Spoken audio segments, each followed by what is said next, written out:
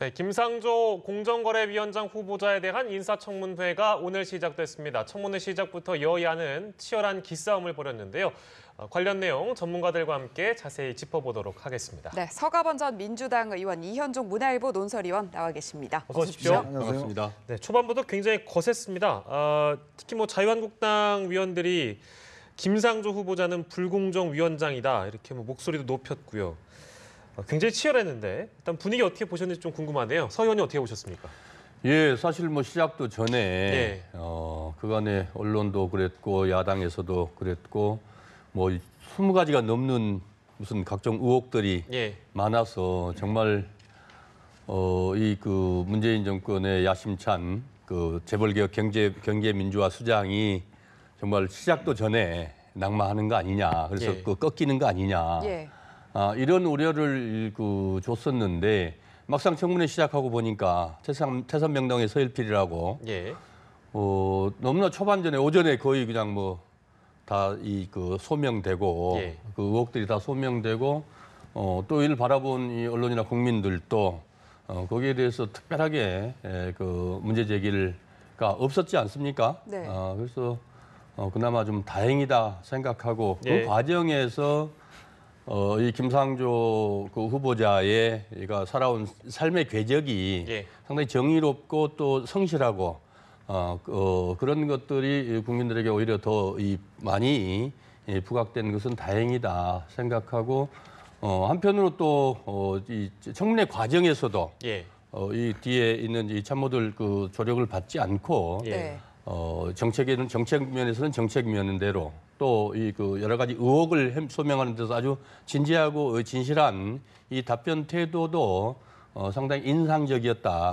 이렇게 생각합니다. 그간 제기된 의혹이 대부분 이제 오해에 불과했다 이렇게 보시는 것 같고요. 이현종 논설위원께서는 어떻게 보셨어요? 글쎄 일부 이제 좀 의혹이 풀린 것도 있지만 여전히 좀 문제되는 부분도 좀 있었죠. 특히 이제 위장 전입 같은 경우는 아무래도 본인이 이제 2차례 있었는데 특히 이제 대치동 같은 경우는 이제 본인의 부인이 이제 대장암이 걸려서 사실 항암 치료를 받기 위해서 실제 거주를 했다. 이렇게 본인의 어떤 개인사를 좀 공개함으로 해서 상당히 좀 해소된 측면이 있는 것 같고.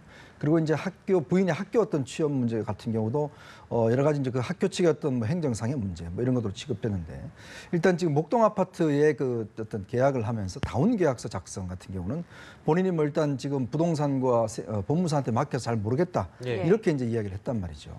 그런 면에서는 여전히 좀 문제는 있는 것 같습니다. 특히 본인 자체가 이제 공정거래위원장이지 않습니까? 그러니까 주무 업무일 텐데 일단 본인이 이런 부분을 좀 꼼꼼히 살펴봐야 될 텐데 물론 본인도 이제 사과를 했습니다만은 당시에는 이런 것들이 좀 관행화됐다라고는 이제 해서 넘어갔습니다만은 일단 그런 것도 좀 해명이 좀 안 됐고요. 그다음에 나머지 부분에 대해서는 일단 전반적으로 이제 김상조 후보자의 어떤 카드 쓰는 문제라 이런 것들은 조금 나름대로 해명이 된 것 같습니다. 특히 또 오늘 인상적이었던 게 이제 가방 하나를 들고 이제 오셨죠. 그 가방이 이제 아마 제자들이 이제 올렸는데 아마 대학원 시절부터 쓰던 가방이라고 이제 이야기를 하면서 상당히 이제 본인의 어떤 검소한 측면을 좀 부각시켰는데 일단 오늘 전체적으로 보면 일단 야당의 어떤 뚜렷한 지금 어떤 면에서 좀 낙마할 만큼의 어떤 것들은 좀 없었지 않는가. 그리고 또 정책 면에서는 상당히 소신 있게 좀 이야기를 한 측면들도 있고 오히려 여당에서 좀 더 옛날보다 좀 더 상당히 결의가 좀 누그러진 거 아니냐 이런 식의 좀 이야기는 있었습니다. 네, 그럼 오늘 사실 다운 계약서 문제도 좀 아쉬운 점은 있는데 저도 청문회를 여러 번 이렇게 강도 있게 해봤습니다만은 사실 청문회 단골 메뉴였죠 역대. 그럼에도 불구하고 그게 이제 2006년도에 사실 법제화 됐지 않습니까? 그래서 우리가 기준들을 볼 때 과연 그로 인해서 얼마나 실현이익이 있었는지 또 2006년 이 법제화 이전과 이후를 좀 구분해서 볼 필요도 있다. 이런 생각도 좀 듭니다. 객관적으로 오늘 청문회 분위기를 그럼 보셨을 때 청문회 통과 여부는 어떻게 보시는지도 궁금하고요. 그리고 만약에 통과가 안 된다면 문재인 정부의 재벌 개혁에는 어떤 영향을 줄지도. 실제로 우리가 지금 우리 이현정 의원님 언론인 입장에서 지금 청문회 당일날 저녁 때 이 시간에 평이 저 정도 나오는 것은 또 야당 의원들 청문회도 또 비교적 1차 청문회도 일찍 끝나고 정인신문회 중간에 바로 들어갔거든요. 그것도 상당히 또 좀 사실 이례적인 핫한 청문회 같았으면은 그렇게 진행이 안 되거든요. 그래서 내용으로 보나 전체적 분위기로 보나 뭐그 통과하는 데는 큰 그 무리는 없지 않겠냐. 예. 그럼에도 불구하고 약간의 이제 부족한 부분들은 그 후보자가 소명을 좀 하면은 예. 큰 무리 없이 통과되는 데는 큰 무리 없겠다 이런 생각이 듭니다. 네, 큰 무리 없이 통과될 것이다라고 네. 예측을 해주셨는데 역시 한 말씀. 네, 일단 뭐 이제 이 장관 후보자이기 때문에 사실은 네. 이제 그 국회 동의 과정이 필요 없죠. 네. 일단 뭐 청문 보고서를 작성을 하고 이제 저 청와대로 보내면 네. 거기서 뭐 임명을 할 텐데 일단 뭐 청문 보고서 작성을 과연 야당이 할 것인가 네. 여기에 문제인데 제가 볼 때는 아마 야당 측 의견을 담는 수준에서 예를 들어서 이제 청문 보고서를 아예 작성을 안 할 경우는 이제 사실은 안 하더라도 사실 15일 이후면 뭐 청와대가 임명할 수 있는 거 아니겠습니까? 네. 근데 일단 아마 지금 오늘 결과로 봐서는 일단 여야가 일단 그 야당의 어떤 그 이제 청문회의 어떤 의견 예. 예를 들어서 뭐 이런 부분에 대해 상당히 뭐 부적격하다라든지 네. 이런 의견들을 이제 그 실는 형태로서 아마 청문 보고서는 채택하는 쪽으로 결론이 나지 않을까 하는 가능성이 높습니다. 왜냐하면 네. 오늘 어차피 청문회를 했다는 것 자체가 일단 제가 볼 때는 어느 정도 한 50%는 했다는 것이고 네. 예. 그 아까 말씀하셨지만은 이 청문회가 뭔가 문제가 있었다면 좀 파행을 겪었을 텐데 네. 예. 일단 파행 없이 이제 현재까지 뭐 순조롭게 진행되고 있는 거 봐서는 야당이 충분히 어떤 의견을 따졌고 자, 이런 부분에 야당은 이런 의견이다라는 예. 것들 아마 청문 보고서에 담는 형태로 해서 결론 나지 않을까라는 게 제 전망입니다. 예, 네. 총리 인준 이후에 일전에도 자유한국당 입장에서는 청문회 보이콧 얘기까지 나왔던 상황이었기 때문에 말씀대로 청문회가 열린 것만으로도 참 다행이고 또 그 이후에 청문 보고서 채택이 되는지 좀 저희가 좀 지켜보도록 하고요.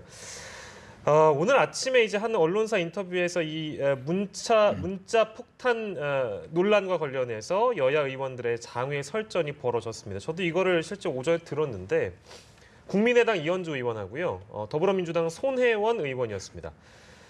이게 저희가 한번 일전에 얘기를 나눈 적이 있어서 제가 간략하게만 소개를 해드리면 이현주 의원은 이거 문자 폭탄 범죄다 이런 의견이고요. 손혜원 의원은 아니다. 의원들은 이 지금 상황을 문자로 들어오는 이 상황을 관심이라고 봐야 된다. 그러니까 자기 성찰도 할 줄 알아야 된다. 이런 의견이거든요. 일단 어떻게 보시는지 좀 들어보겠습니다. 실제로 이 당한 사람 입장에서 보면 참 이 괴롭고 예. 힘들다고 생각을 합니다. 저희들도 옛날 의정 활동하면서 초창기에 그때는 뭐 욕설 같은 게 들어있지는 않았습니다만은 예. 실제로 그 잘해라 예. 이 격려 문자인데도 한 10,000통 이상이 들어와 버리니까 네. 참 그 괴롭긴 괴롭더라고요. 근데 하물며 거기에 뭐 욕설이나 예. 뭐 과도한 주장이나 이런 것들이 들어있으면은 참 몹시 견디기 어려울 거라는 생각은 합니다. 문제는 그 SNS를 우리가 쓰는 과정에 모두 계속 반복돼서 이런 얘기가 나옵니다만은 사실 이 한 네티즌들의 이 그 댓글 달고 하는 이런 행위들을 예. 너무 집단화해서 그걸 누가 뭐 통제하는 거 아니잖아요. 그걸 예. 집단화해서 규정해서 하는 것도 좀 과하고 문제가 있다. 예. 정말 우리 국민들이 이 새로운 소통 이 방식, 서로 문화들을 정말 예. 문화를 잘 만들어가는 과정들이 필요하고 또 그런 것들에 대해서 우리가 진지하게 논의하고 고민해야 하는 것이지 이걸 또 뭐 범죄로까지 규정한다는 것도 또 좀 무리가 있지 않겠습니까? 예. 여러 근데 가지. 근데 이현주 예. 의원 입장에서는 이제 뭐 가족에 대한 협박이라든지 자신이 여성인데 또 여성 동료 의원들에게도 여성이 듣기 참 힘들 정도로의 어떤 성적 비난 이런 것들이 온다고 그런 하니까요. 개별적인 것들은 개별적인 것대로 현행 법규 내에서 예. 얼마든지 대응이 가능하거든요. 예. 그것을 제 말씀은 이 집단화해서 예. 집단적으로 뭐 댓글 부대 또는 뭐 이 특정 정치 이 세력들을 지명을 해서 그렇게 공방을 벌이고 정치적 공세를 펴는 것은 또 하나의 공세, 또 하나의 또 논란거리가 충분히 되지 않겠습니까? 이것을 서로. 정치 쟁점화하고 있다는 그렇습니다. 말씀이시죠? 그렇죠. 그래서 그런 것들이 우리가 그런 이 선한 문화를 만들어 나가는 과정들을 우리가 서로 노력해야 하는 문제지. 예. 이것들을 또다시 정치 공세화하는 것은 예. 그것 또한 문제다. 예. 이렇게 생각이 조직적이라는 됩니다. 표현에 대해서 상당히 이제 좀 불편한 마음을 갖고 계신 것 같고요. 네. 네, 논설 의원께서는 어떻게 보셨습니까? 지금 이 상황. 일단 뭐 국회의원들이 공인이기 때문에 예. 어떤 뭐 국민들의 의견을 뭐 듣고 하는 것 자체는 저는 뭐 문제가 없다라고 봅니다만은 그러나 지금 저는 이 문자의 내용에 일단 문제가 있다는 보는 것이죠. 예. 특히 이제 문자가 뭐 이틀 만에 10,000통, 뭐 저번에 박지원 전 대표 같은 경우는 12만 건 정도 들어왔다고 이야기를 하는데 네. 예. 실제로 이제 이 대부분의 문자가 보면 무슨 정책권 내는 것보다는 대부분 욕설이 많고 네. 상당히 또 어떤 비난하는 글들이 많지 않습니까? 이제 그러면서 본다면 이게 어떤 정말 순수한 자기의 어떤 뜻을 국회의원한테 전달하는 것이냐 아니면 일방적인 어떤 집단이 자신들의 뜻과 원치 않다고 해서 상대방을 어떤 집단적으로 뭐 이즘에 비슷하게 예. 하는 것이냐 이런 성격의 문제 것이거든요.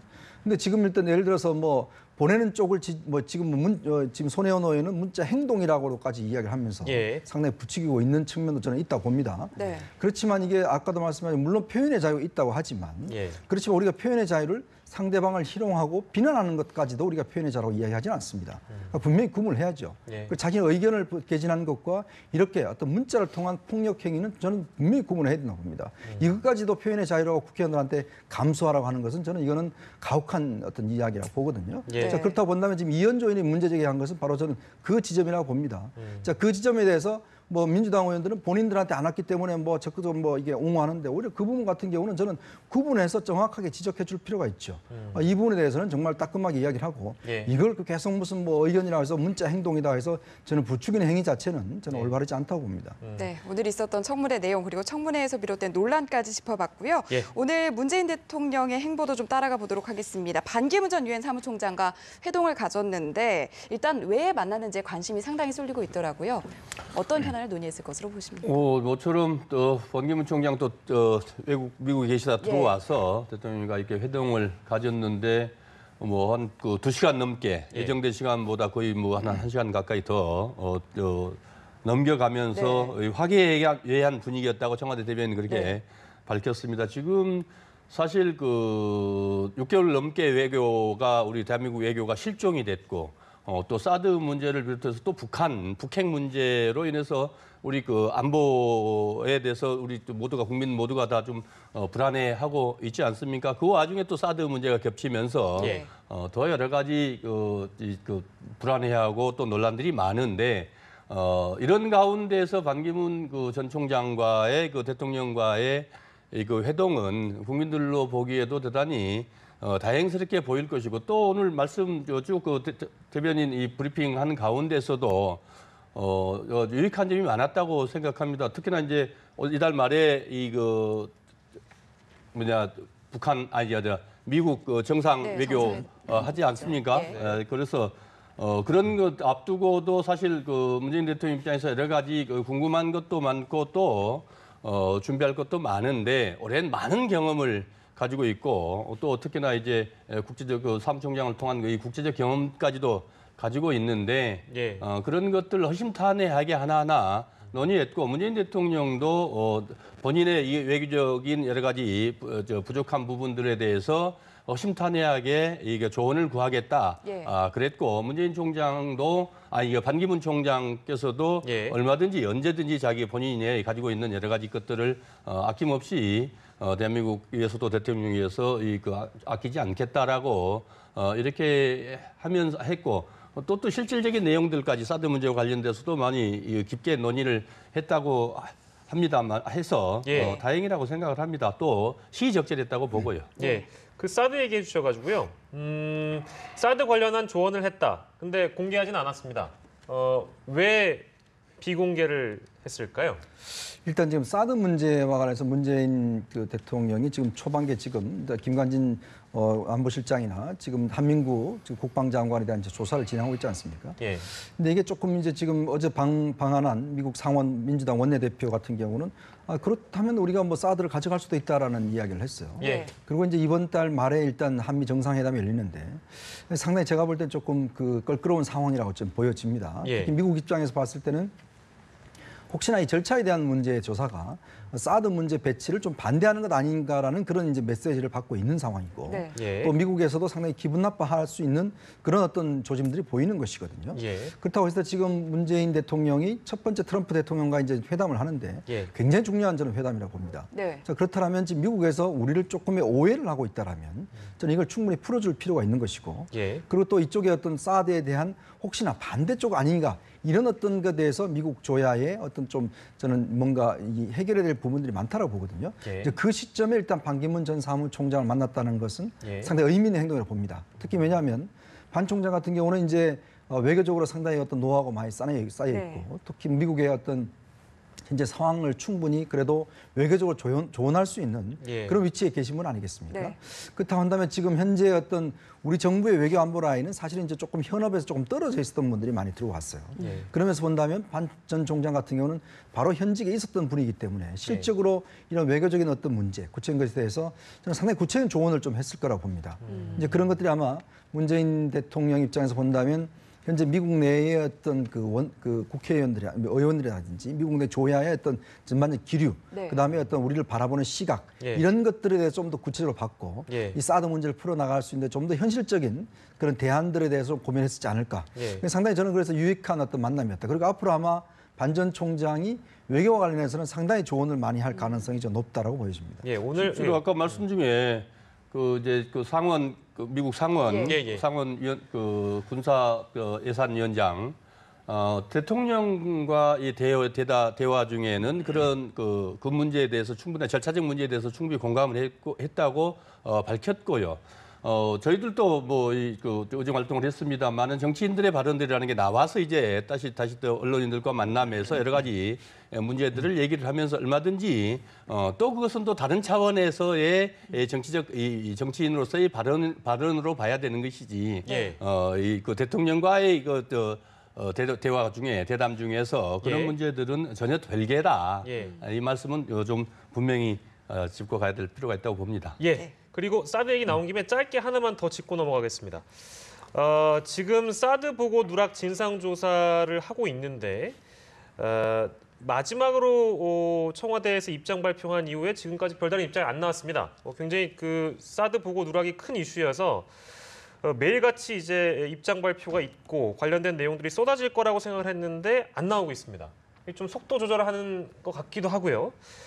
근데 이제 조사 결과가 언제쯤 발표되는지도 중요하고 만약에 그 조사 내용에 따라서 조사의 범위라고 해야 될까요? 대상들이 또 넓어질 가능성이 높아 보이는데 어떻게 예상하세요? 저는 사실 이 문제는 당초부터 이게 좀 내부적으로 조용히 조사해야 될 문제라고 저는 보여지거든요. 예. 예. 왜냐하면 사실은 이 사드 문제와 이 관련해서는 어떤 면에서 보면 청와대와 국방부 저는 둘 다 문제가 있다고 봅니다. 예. 왜냐하면 사실 사드 문제의 어떤 내기가 이미 와 있었다는 것은 언론 보도를 통해서 이미 알려진 사실이거든요. 네. 자, 그런 문제에 대해서 청와대가 제대로 구체적으로 파악을 하고 있었는지에 대한 문제 네. 이런 것이 있고 또 왜 그럼 국방부는 이런 상황에 대해서 대통령이 정말 관심이 많다는 걸 분명히 알면서도 왜 구체적으로 보고를 하지 않았냐는 문제. 예. 이런 문제가 다 걸려 있는 문제거든요.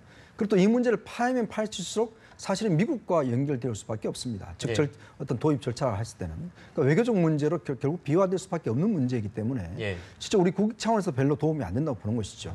그래서 저는 청와대가 일단 지금 템포를 느리게 가지고 가면서 내부적 조사하고 있는 것은 저는 당연한 조치라고 봅니다. 예. 그리고 이걸 이렇게 조사를 해야지만 사실은 어떤 면에서 보면 지금 당장 어떤 지금 한미 정상회담이 또 앞에 있지 않습니까? 예. 그렇게 했을 경우에 이 문제가 과연 미국에게 잘못된 사인을 줄 수도 있는 문제거든요. 예. 그렇기 때문에 이 문제는 제가 볼 때는 공개하면 할수록 서로에게 불리한 문제이기 때문에 예. 일단 내부적 조사를 해서 어떤 절차상의 문제가 있다면 고치고 예. 어떤 정말 어떤 절차의 어떤 여러 가지 더 심층적으로 볼 문제가 있다면 뭐 봐야 되지만 예. 그러나 이걸 또 많이 공개를 해서 할 수 있는 문제는 저는 아니라고 봅니다. 이 문제는 심각한 문제죠. 사실 그 국기문란 행위의 다름 아니죠. 왜냐하면은 이거를 대통령한테 가장 중요한 이 사드 문제를 대통령한테 보고를 하지 않았다는 것이고, 그다음에 이 국가안보실장이 직접 만나서 식사를 하면서 이 문제를 제기를 했는데 거기에서 그런 일이 있었나요? 라고 별거 아닌 것처럼 그냥 퉁쳐버린 거 아니겠습니까? 이거는 정말 중차대한 문제지요. 그리고 오늘 아침에 중앙일보인가에 났는데 예. 이게 뭐 다 전개는 전개라는 것이 결국 이해하지 못한 안보실장이 이해하지 못한 것이다. 네. 그러면서 이미 6기 한 개 포대가 예. 이미 전개됐다라고 네네.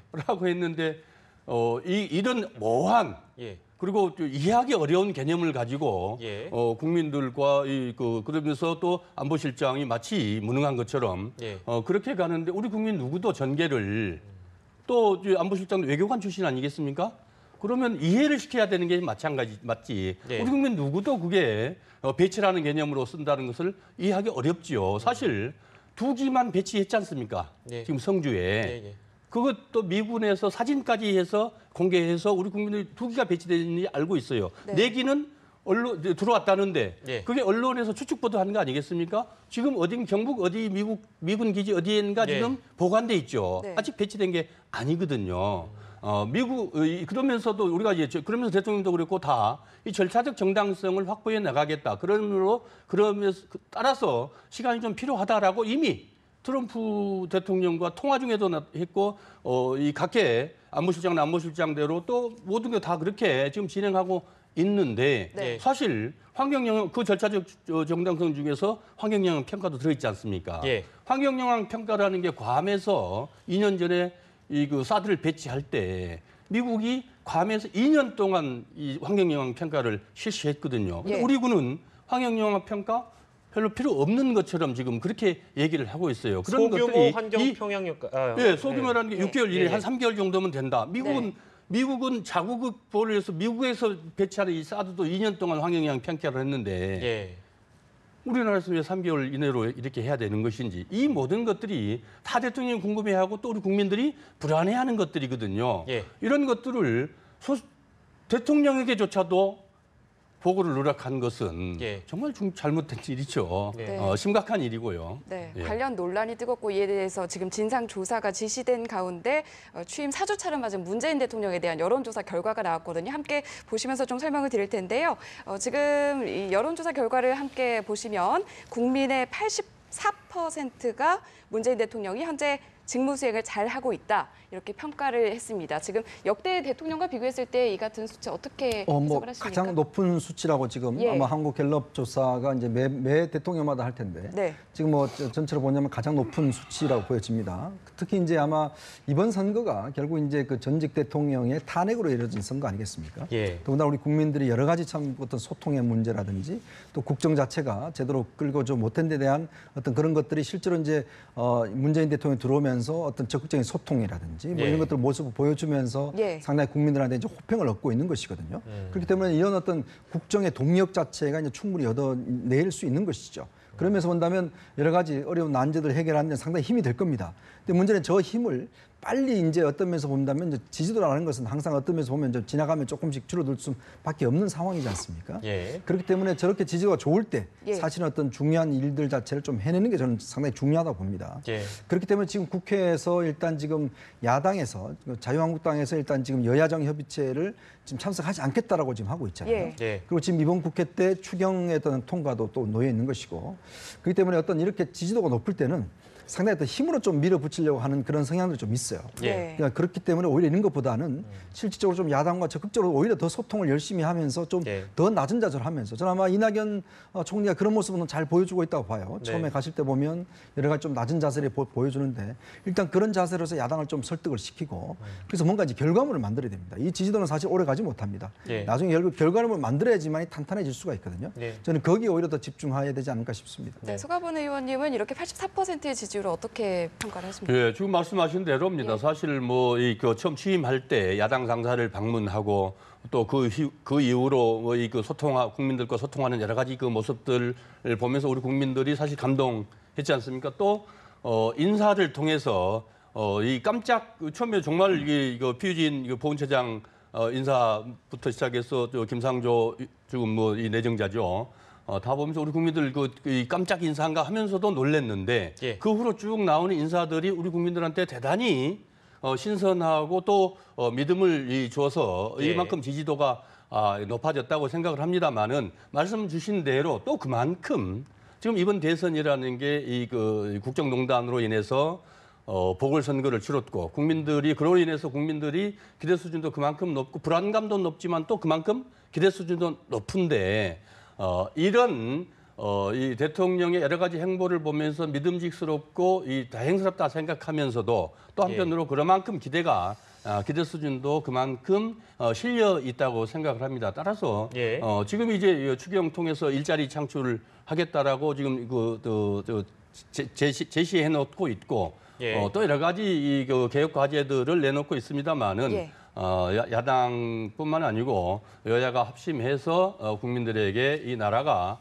우리 국가가 좀 더 나라다운 나라로 가는 그 모습들을 보고 싶어하는 국민들의 욕구 예. 또 이 바램의 표현이다 이런 생각입니다. 예, 네. 시간이 조금 부족하긴 합니다만 저희가 정당 지지율 준비한 거 하나 보고 이 시간 마무리하겠습니다.